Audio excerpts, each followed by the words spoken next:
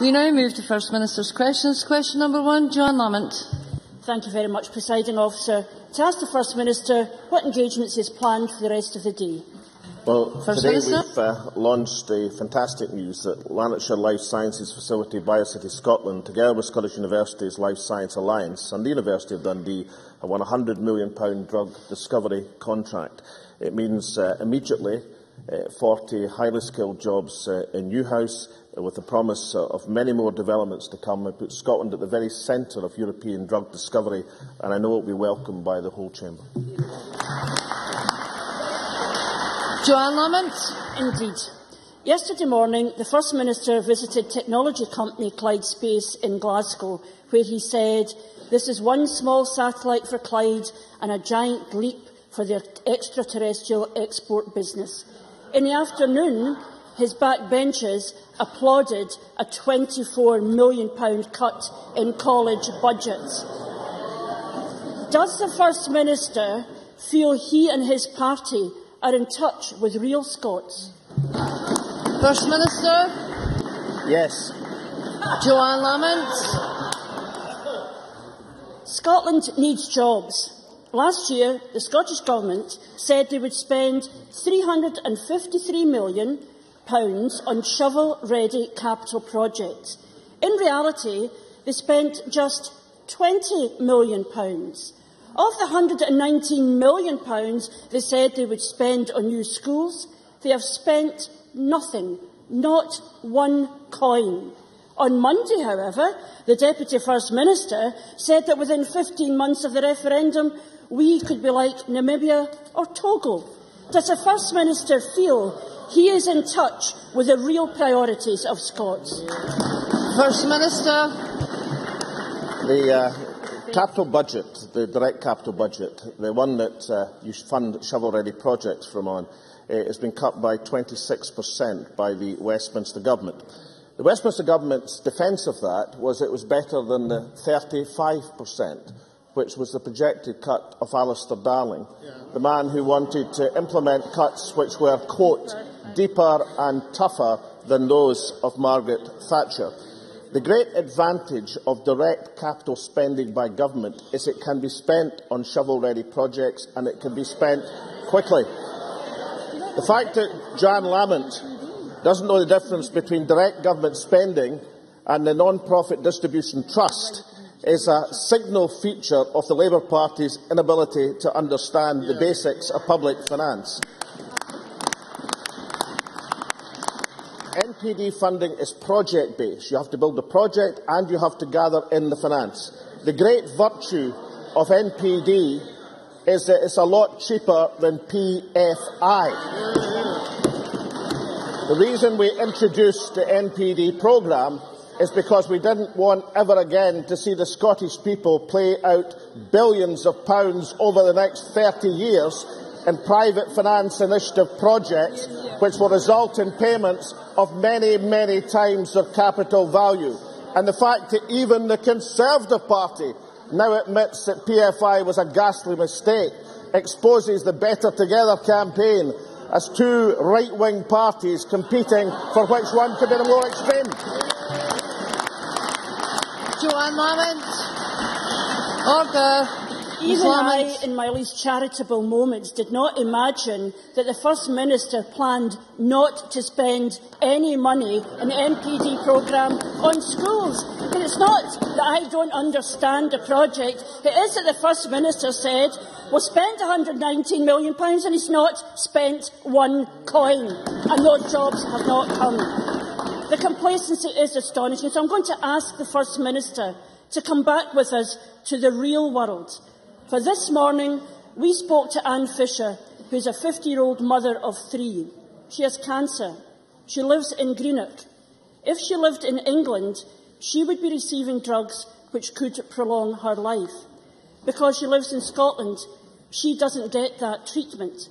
The government's delayed review of drugs will be too late for Anne, and her case is sadly not an isolated one. So, while Anne fights for treatment, the former Health Secretary, Nicola Sturgeon, had time this week to publish the words of Abraham Lincoln apparently on a written constitution? Does the First Minister believe that he and his government are in touch with the real needs of people like Anne Fisher? First Minister. The whole area of access to drug treatment is an extremely serious one. It's something that should, in this chamber, be treated as that.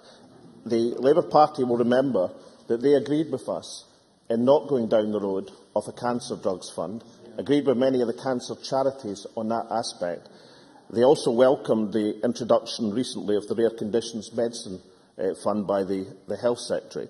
And I think it should be accepted that in trying to deal with these extraordinarily difficult issues, we're trying to find the best system possible, which allows our people to have access to the best possible treatment. But the idea that these issues are easy to deal with is not extraordinary. You can wave them away. It's one of the great challenges facing health services across the world. And the combination that we've tried to arrive at in Scotland through the Scottish Medicines Consortium, the introduction of the new fund looking at rare conditions and the individual patient requests, is, we believe, the best possible system we can have at the present moment as we move to the new drug pricing system. And I would hope that, whatever people's views across the chamber, would recognise that this government, like all parties across this chamber, are trying to deal with that issue in the best possible way to help the most number of people. Johann Lamont. I can assure you I do take this issue extremely seriously. What I ask the government to do is to listen to what people are saying to them and act. And the problem has been that this issue, it has taken newspaper headlines to get Alex McLeod to act. And I think that is a problem. And even now, what the First Minister says does not address the problems of Anne Fisher. And I would ask him again to look at that. But whatever the First Minister is doing, what he is certainly not doing is addressing the real needs of Scots. He'd rather play games of imagining where he might be in 3 years' time than face the reality of today. And while he pretends the needs of Scots seeking jobs are ignored, patients like Anne Fisher go untreated, students miss out on a college education, and the First Minister prepares the seating plan for our Independence Ball. The First Minister even seems to have given up on trying to make the case for independence and instead is trying to persuade Scots they've already voted for it. When will the First Minister start addressing the real needs of Scots rather than his own game of let's pretend? First Minister, order. I just remind Johann Lamont that the Labour Party voted with the government on the question of the Cancer Drugs Fund, and secondly, that Alex McLeod's Health Secretary took the advice that was coming forward instead in setting up the Rare Conditions Medicine Fund. And of course, the Routledge Review, again, is looking at this very issue to make sure we can have the best possible system in Scotland. That indicates to me that we are taking things extremely seriously as far as that's concerned, as every member should. This government's commitment to the National Health Service, in my view, is beyond argument. Yeah. We are the party who, in 2 successive elections, promised to increase funding to the National Health Service. Johann Lamont leads a party which, in 2 successive elections, would not give that commitment. Therefore, the issue of the National Health Service, which, like all public services, is under great pressure at the present moment, it should be remembered that it's because of this government's success in being re-elected that the National Health Service revenue budget is increasing in real terms. There will be no guarantee from anyone else.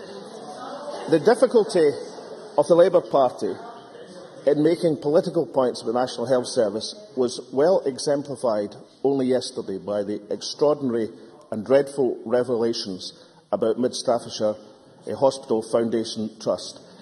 It is a point that occurred not when Margaret Thatcher was Prime Minister, not when this Tory Liberal coalition was Prime Minister, but under Labour's watch.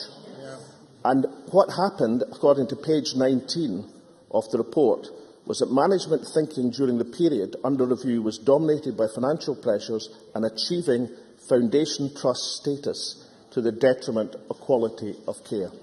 So what I would submit to Johann Lamont, that this government's decision to have a national health service, a properly integrated national health service, instead of having one which is internally competing on the road to privatisation, started by the Labour Party south of the border, is vindicated by events both in Scotland and in England. Johann Lamont. The First Minister accuses me of making a political point and then goes on precisely to do that in defence complacently of what is happening in the National Health Service now. All I ask him is to understand the people of this country are not talking about constitutional platforms. They want a First Minister who will address the needs of women like Anne Fisher now. First Minister. I think the fact that in the House of Commons I voted against foundation hospitals and the Labour Party voted for them is something that's worthy of political debate. Now, Johann Lamont says that she doesn't like constitutional politics and she worries that the SNP's attention is devoted to constitutional politics. I've been doing a bit of analysis. I've been analysing the questions that Johann Lamont has asked me.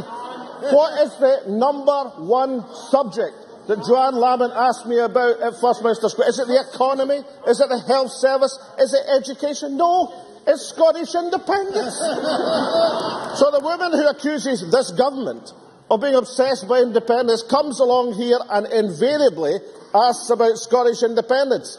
The reason she asks about Scottish independence is because the Labour record and everything else is so lamentable. The reason I enjoy her asking about Scottish independence is it's by accessing the resources, human and material, of this nation that we can put not just the public services but the economy of this country to rights. Question number 2. Ruth Davidson. Thank you, Presiding Officer. To ask the First Minister when he will next meet the Prime Minister. Minister. No plans, near future. Ruth Davidson. On college funding MPD failures in the Cancer Drugs Fund, I'm not sure if Johann Lamont's just gone through the Scottish Conservative greatest hits, but I'd quite like to take the First Minister through some of his own pet projects. First of all, the Rural Parliament for Scotland, which was announced in September 2011 and 17 months on has not been established. The Scottish Sentencing Council, legislation passed in June 2010, 2 years and 8 months on, not established. The College Reform Programme, announced in September 2011, with some measures having no timescale at all. This from a First Minister who says he can build an entire independent nation in just 18 months. The constitutional expert, Professor Adam Tompkins, says that timetable is, and I quote, not just unrealistic, but hopelessly unrealistic. On the basis of his own failings, why is the First Minister right, but the acknowledged expert in this field wrong? First Minister. As far as the greatest hits for the Conservative and Labour Party being the one and the same, that's all part of the Better Together campaign, presumably. As far as the college reorganisation, I thought the basis of many Conservative MSPs, at least, is we were proceeding too fast with college reorganisation. But, of course, the reorganisation is an essential part of the future of Scotland's colleges. I was struck yesterday in the college debate by two things. Firstly, that Mr Swinney has managed to devote to Scotland colleges the highest revenue figure, higher than any figure in the entire Labour-Liberal coalition, of 522 million. Their highest was 510 million. That seems. Well, I'm glad that the Tory bench has asked about real terms. You see, I've been casting my eyes south as to what the position, as we understand it,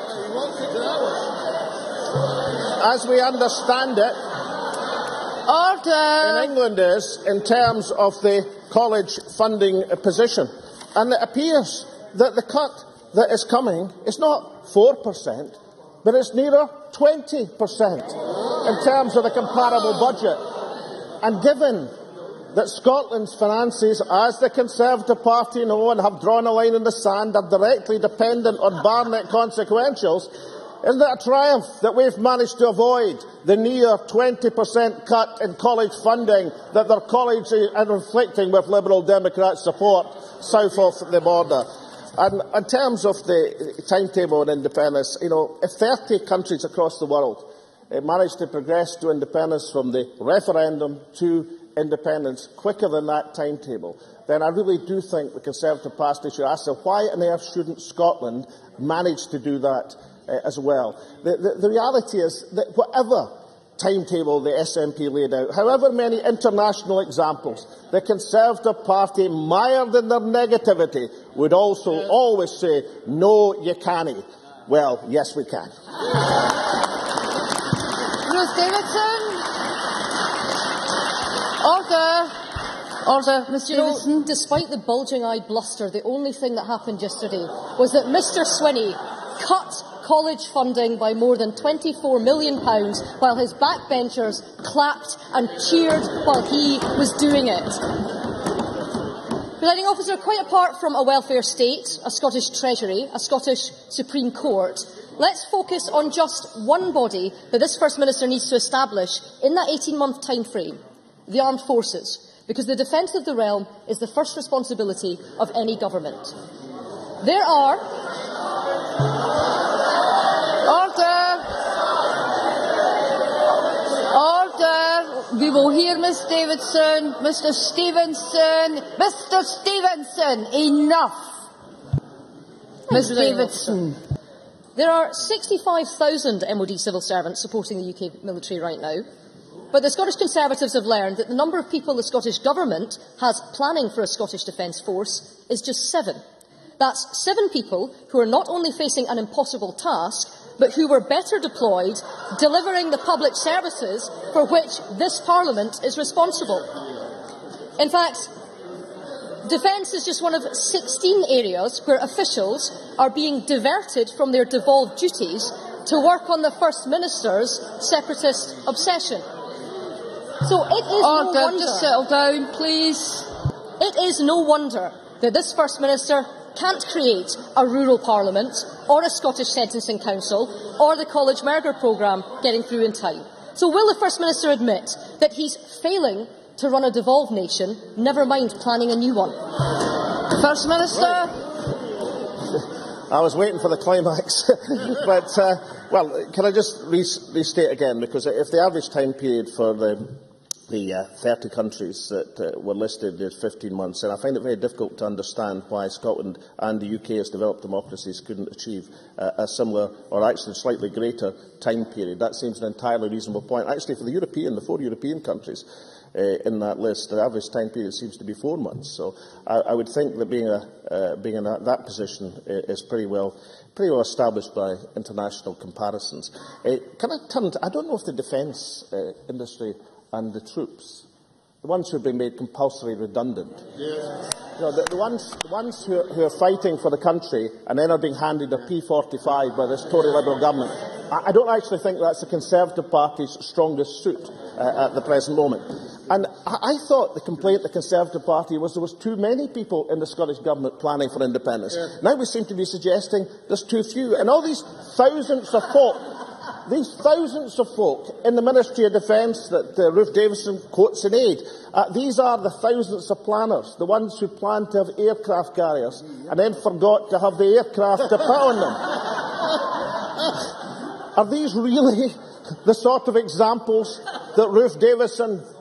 Well, I see you wrote it down, that's the point. Yeah, great aircraft carriers, no planes to put on them. It's not the most fantastic idea of Ministry of Defence planning. They used to say military intelligence was an oxymoron. I think MOD planning is the real oxymoron. Question number 3, Willie Rennie. To ask the First Minister what issues will be discussed at the next meeting of the Cabinet. First Minister. Issues of importance to the people of Scotland. Willie Rennie. Yesterday in the budget, I was told that my, I think, realistic and costly proposals to give 24,000 two-year-olds a free nursery place had been rejected by the Government. I was told that the First Minister's Government preferred family nurse partnerships instead. Can he tell me how many children currently benefit from family nurse partnerships? First Minister. Well, it's a low figure at the present moment, which is exactly why it's being rolled out across Scotland, as we announced last October. The pilot was in Lothian and is now being rolled out across Scotland. But can I say to Willie Rennie that his argument was carefully considered. And the reason the government's taking the stance it has is twofold. One, we believe we should get to the 600 hours. Can I remind them we inherited 412.5 hours, I think, and make that apply to 3 and 4-year-olds and give it statutory backing. Our partners in Council say that we can achieve this in the high-quality standards that Scotland is used to in terms of childcare and nursery provision, which are much higher, as you should know, than in England and Wales at the present moment in terms of the qualifications that staff have to have. And secondly, there is a strong belief in England at the present moment, expressed by many local authorities, that the only way the Conservative Liberal coalition are going to extend to 2-year-olds is by reducing the standards. Well, you shake your head. It's only a week since it was announced there would be a relaxation of the number of children per worker. Now, I think there is a case to be made in terms of the quality of provision, as well as the incredible extension to 600 hours. And many, many families across Scotland will welcome that increasingly. Willie Rennie. I suspect even the most sycophantic backbencher will have recognised that my question was about family nurse partnerships, not 3 and 4-year-olds. And he should also recognise, he should check his facts. If he looks at what's happening in England, they are increasing the standard for nursery education, not reducing it. He should check his facts. And he's right, it is a low number. It's only 908. Now, family nurse partnerships, they are a good thing, but they're no substitute for 24,000 nursery places. They're doing both in England. It's not one or the other, they're doing both. I shouldn't have to remind him, but the investment before the age of 3, all the experts say, is the best investment to make. It gives the best return.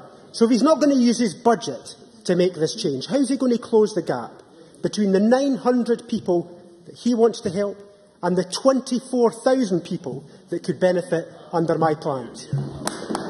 First Minister. As I pointed out, the family nurse partnerships have been rolled out across Scotland. That was the purpose of the October announcement, because of their success in the pilot study. Now, I hope that Willie Rennie is going to go back and revise his question in terms of the record, because he said that standards were being increased, and perhaps he was referring to the qualifications of the staff in England. But that's not the point I made to him. The point I made to him was the relaxation in terms of the number of children per staff member. Now, if you increase the number of children allowed per staff member, that would tend to me to indicate a lowering of quality of provision, as opposed, there is substantial, and yes, it is going up, and not the greater number of children per staff member. That would indicate to me a lowering of quality of provision, as many people, and we're very happy to debate Willie Rennie about how the best way forward. But I do think that the extension to 600 hours, the initiatives being taken, the early years development are a very substantial part of this government's programme, and the stress on early years. But, Willie Rennie, this is an argument he puts forward, and an argument I hope that we listen to and respond to in terms of the early years planning. But he represents, or is in a party in government, which is destroying the livelihoods of low-income families across Scotland at the present moment. They've lost hundreds, if thousands of pounds in terms of tax allowances and childcare, and now face the prospect of being forcibly, in terms of finance, evicted from their homes if they happen to have a spare room. So, representing a party which is engaged in that sort of policy, it is a bit of a brass neck to come along here and pretend you're on the side of young families. Question number 4, Rob Gibson. Thank you, Presiding Officer. To ask the First Minister what the impact will be on Scotland's fishing fleet of Iceland's proposed 15% reduction in its mackerel quota. First Minister. Iceland's declaration of what is another large unilateral quota is disappointing. It should be said they've reduced the quota by 15%, but they continue to take 22% of the total allowable catch, a share well in excess of their claim to 15% of the fishery, which is in itself too high given a very short time period of participation in that fishery. Now, that is unsustainable behaviour, and it's putting at risk Scotland's most valuable fishery, and of course that in turn puts at risk the jobs which are important to vulnerable coastal communities. Rob Gibson. I thank the First Minister for his answer. I wonder if it's possible for action to be taken to set up a mediation process to bring Iceland into the overall stock management arrangements for mackerel in the North East Atlantic. First Minister. Well, the current process has involved 15 rounds over 4 years of negotiation and clearly hasn't worked. And I think, therefore, the Cabinet Secretary is right to call for a new approach.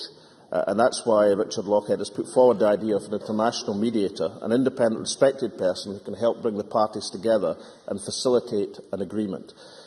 We are liaising with the European Commissioner and other mackerel fishing countries to take forward this notion. But I know that the Chamber will appreciate the seriousness of this situation, and I hope we have unanimous support for Richard Lochhead's initiative. Tavish Scott. Does that last answer mean that the First Minister and his government have turned their back on the EU sanctions that were previously agreed by the European Commission? And does he also recognise that whitefish boats, not just from the north east of Scotland but also from Shetland, are now stopped fishing in Faroese waters because that government has unilaterally taken that action as well? First Minister. No, it doesn't. I mean, we pressed for the sanctions as a means of getting people back to the table, but Tavish Scott must accept that we must find a new approach. We had the 15 round of negotiations over 4 years.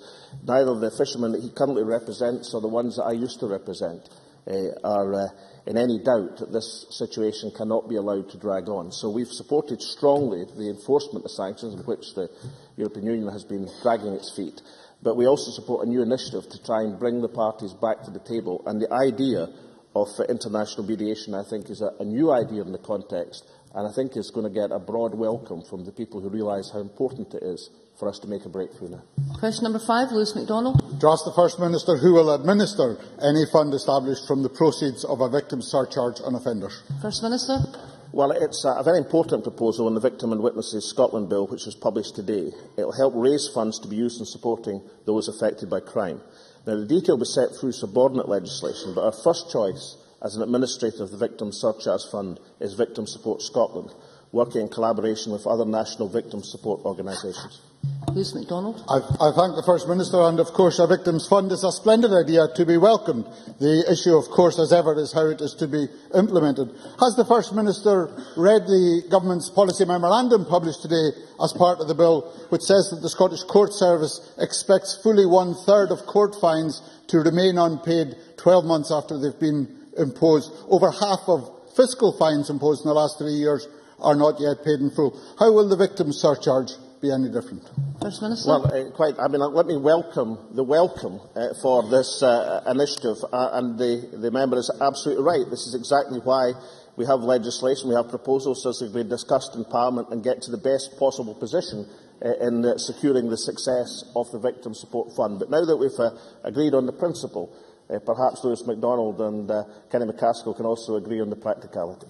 Very briefly, Ms Graham. The Victims and Witnesses Bill will come, of course, to the Justice Committee, and I note there's a separate, distinct police restitution orders. How will these work? First Minister. The offences against police officers, of course, are unacceptable, and we propose in the Victim Witnesses Bill to create a new kind of penalty, the restitution order, whereby those who are found guilty of assaults on the police are required to contribute to treatment and rehabilitation services for police officers. Restitution orders are not intended to replace existing compensation orders to individual police officers. Question number 6, Aileen McLeod. To ask the First Minister what progress the Scottish Government has made on tackling hospital-acquired infections. First Minister. Well, the Scottish Government established a Healthcare Environment Inspector in 2009 to help reduce healthcare-acquired infections and the risk to patients through a rigorous inspection framework. The Inspector's annual report was published earlier this week. It highlighted that between October 2011 and September 2012 there was a 42.7% reduction in the number of cases of C. diff and a 52.2% reduction in the number of cases of MRSA compared to when the Inspector was first established in 2009-10. Aileen McLeod. Can I thank the First Minister for his reply, and certainly the progress in the last year is very welcome. The First Minister may recall that in January of last year, Jackie Baillie claimed that Scotland was the supposed superbug capital of Europe, but failed to notice that her statistic related to 2005-06 when Labour were in office. So can the First Minister tell me what progress has been made since 2005-06 in reducing MRSA? First Minister. Well, from October 2005 to September 2006, there were 1,002 cases of MRSA. From October 2011 to December 2012, there were 185 cases. That's an 81.5% reduction in cases. And of course, Aileen McLeod is absolutely right. Jackie Baillie did issue a press release saying that Scotland was the superbug capital of Europe, no doubt unaware that the statistic referred to 2005-2006 when the Labour Party were in office. Now we have this dramatic reduction, and listen, 81.5% reduction is incredible, but it's not the full extent of what we are trying to do in this, but it is a very substantial progress. No doubt in some case, Jackie Baillie will accept that her epithet of the superbug capital of Europe, which I don't know if was the wisest thing she said anyway, applied to her party's administration of the National Health Service. Thank goodness the administration and the government has changed. Jackson Carlo. Can I wholeheartedly applaud the success of the Government and the focus it's brought to this issue, both the current Cabinet Secretary and his predecessor, and congratulate all those in the NHS who have made the progress they have. We can't afford to be complacent. The First Minister, I wonder if he will respond to the following that I received this morning. As a nurse, I was rather disgusted to see the Scottish Health Minister park his backside in a patient's bed while opening a new hospital and wittering on about infection control. Can I implore the First Minister to encourage his colleagues to desist? First Minister. Well, it's absolutely true that one of the successes has been to instil changed behaviour on the part of patients, visitors, staff through the National Health Service, and that includes government ministers. And in future, every single one of us will aspire to the high standards of Jackson Carlo. Sarah Boyack, briefly. Given the concerns that recent public health officials in Lothian about unexplained rise in HAIs, what discussions has his government had with those officials in NHS Lothian, and what assurances can he give that the heat target will actually be met? First Minister. Well, one of the reasons that hospital-acquired infections are falling so fast in Scotland is this is an ongoing process. It's a part and parcel and integrated into the health service. I know that people will have noticed in response to the serious situation in health in the mid-Staffordshire that the Prime Minister called in a former advisor to President Obama. It was actually that person who, looking at the health improvement and safety initiatives being made for the health service in Scotland, gave them the highest praise and said they were world-leading. It does indicate that there can be, even in an area where substantial progress has been made, no complacency in terms of how the situation is developing. But in order to make sure we continue to make improvements, it has to be an ongoing process, and that is what's been done with hospital-acquired infections. That ends First Minister's questions. We move to members' business, but I will allow a short pause to allow members to leave the chamber